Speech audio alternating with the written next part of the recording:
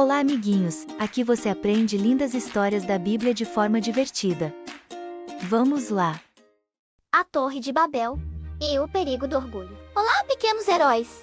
Sejam muito bem-vindos ao canal Pequenos Heróis da Bíblia. Hoje, vamos viajar no tempo, para um período logo após o grande dilúvio, quando a humanidade decidiu desafiar os céus de uma forma que mudaria o mundo para sempre. É uma história de engenhosidade, união, mas acima de tudo, é um alerta sobre o veneno invisível chamado orgulho. Vamos entender por que uma construção que pretendia tocar as nuvens acabou espalhando as pessoas por todos os cantos da terra.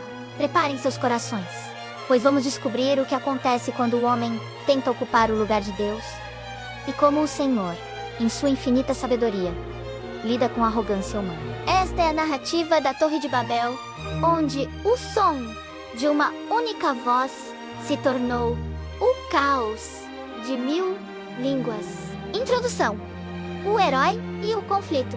Após o dilúvio, os descendentes de Noé começaram a se multiplicar e a povoar a terra novamente. Naquela época, o mundo inteiro falava uma única língua e usava as mesmas palavras. Havia uma conexão perfeita entre todos os seres humanos. Deus havia dado uma ordem clara a Noé e seus filhos: sede fecundos, multiplicai-vos, enchei a terra. O plano divino era que a humanidade se espalhasse, cultivasse a criação e refletisse a glória de Deus em todos os continentes. No entanto, o coração humano, ainda marcado pela semente da rebeldia, tinha outros planos. Em vez de se espalharem, as pessoas decidiram se concentrar em um único lugar. Eles migraram para o Oriente e encontraram uma vasta e fértil planície, na terra de Sinear, na antiga Mesopotâmia.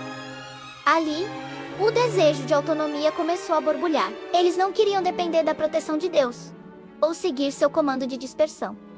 Eles queriam segurança em sua própria força e unidade. O conflito aqui não era contra um inimigo externo, mas contra a própria vontade de Deus. O herói coletivo menos a humanidade estava prestes a se tornar o vilão de sua própria história, ao trocar a obediência pelo desejo de controle. A planície de Sinear torna-se o palco de uma conspiração silenciosa contra o governo do Criador. O encontro tenso, o plano da arrogância. O clima na planície de Sinear era de intensa atividade e empolgação. Os líderes daquele povo, movidos por uma ambição sem limites, propuseram algo revolucionário para a época. Eles disseram uns aos outros: venham, vamos fazer tijolos e queimá-los bem. Em vez de pedras naturais, eles usaram tijolos artificiais. Em vez de argamassa, usaram betume. Eles estavam orgulhosos de sua tecnologia e de sua capacidade de moldar o mundo à sua maneira. Mas o verdadeiro objetivo foi revelado logo em seguida.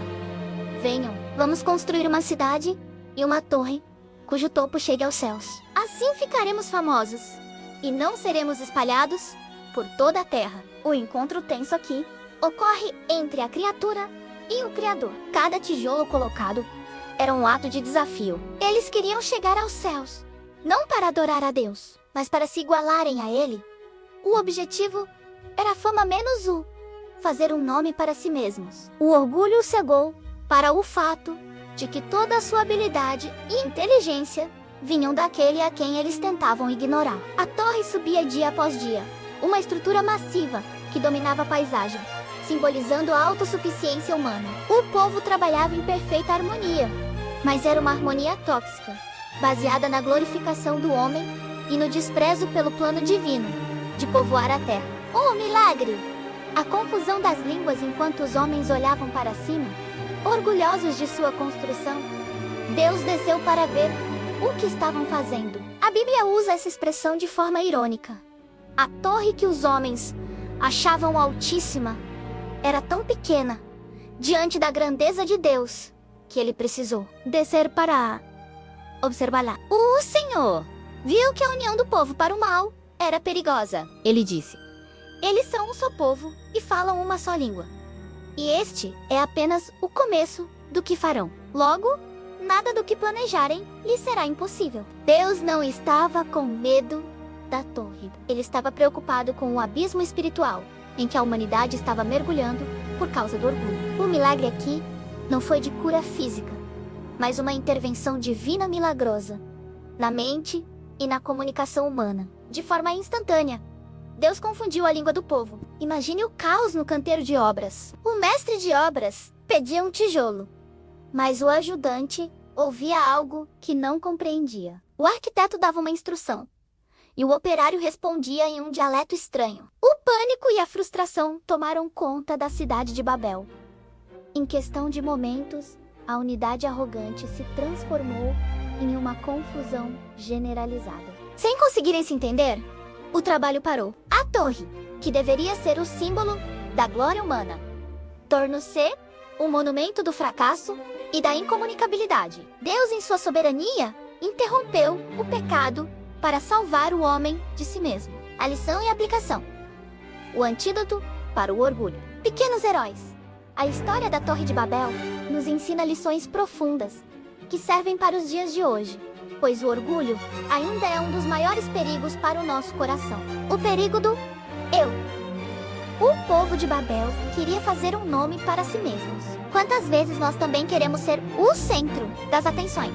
Queremos ser famosos ou melhores que os outros. O orgulho nos faz esquecer que tudo o que temos menos nossos talentos, nossa inteligência e nossa vida, menos vem de Deus. Quando tentamos construir a nossa vida sem Deus, estamos apenas empilhando tijolos de areia que o tempo vai derrubar. A verdadeira grandeza não está em subir até o céu por esforço próprio, mas em nos humilharmos, para que Deus nos exalte no tempo certo. A verdadeira unidade.